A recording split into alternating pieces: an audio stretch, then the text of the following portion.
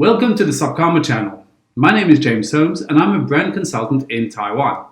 I use this channel to share my thoughts on branding and more often than not on branding in Taiwan. Technically, I do not live in my mum's basement, but it does feel lonely sometimes in here. Therefore, feel free to bring a bit of love and warmth to this lonely studio by liking and subscribing to our little channel. Every country has its own language. Sometimes that language is shared with other nations. But it is fair to say that each country will develop or create expressions or words that are unique to them. And what do these expressions say about that country's culture?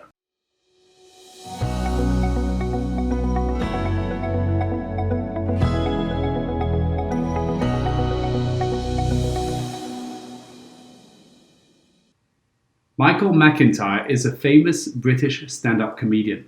In one of his sketches, he looks at how American English has evolved from British English over the years. As an example, he ponders the fact that the word glasses has evolved in the US to become known as eyeglasses. Could it be because Americans couldn't figure out what their glasses were for? They were putting the glasses on their knees or noticing that they still weren't seeing clearly? Or take the word horse riding, which in the US has become horseback riding. Again, the comedian wonders out loud whether Americans need more instructions as to where to sit on a horse. It's a joke, of course, but languages are alive. Oftentimes, words and expressions will change over time. Sometimes due to cultural differences, sometimes because of local influences, traditions, weather, food, you name it.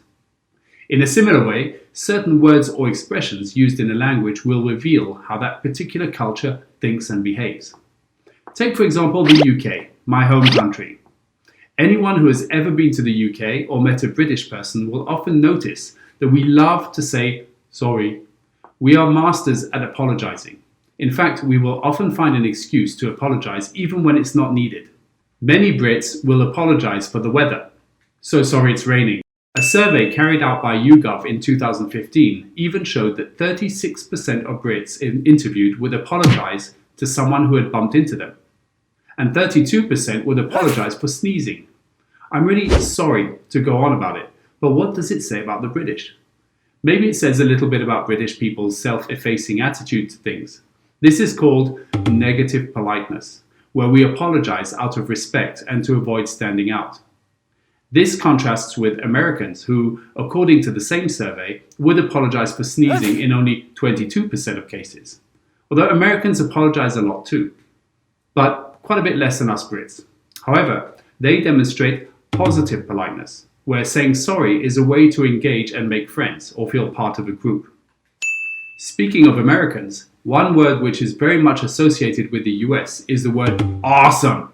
This could indicate that people in the US are less reserved and are more easily impressed, excited, or amazed openly about things and will express their feelings in ways that may sound exaggerated to people from more restrained cultures like the UK or Japan. Australians love the word mate, and they will often use it regardless of whom they are talking to. Mate means friend or buddy. Does this mean that Australians are friendly? I don't know, but I personally think that it means Australians are not hung up on pomp and formality. By using the word mate, Aussies are showing their casual and uncomplicated attitude to life. And how about the South Africans and their relationship with the word now, and Canadians with their famous "eh" at the end of every sentence? All these English-speaking countries, each with their own language or unique expressions, are quite different in the way they speak. But what about Taiwan? When it comes to Mandarin, Taiwan is not alone, as you know. China and Singapore also speak Mandarin. However, of all the expressions that I've heard here, there is one that is mainly associated with Taiwan. 不好意思. 不好意思 is also a way of saying sorry. And it has just hit me that this may be the reason why, as a Brit, I feel so at home here. Everybody's apologizing all the time. It is very common to hear people in Taiwan say 不好意思 when asking for something, when arriving late at a meeting, or when bumping into someone. Taiwan, like the UK, uses a lot of negative politeness. And remember, this is not bad. It just means that Taiwanese people are generally shy and self-effacing. And please, let me remind you that all the 不好意思 vibe does not apply to Taiwanese people when they're driving, but we have been there before. So, is this good for the Taiwan brand? Do we want to be a nation of polite apologizers?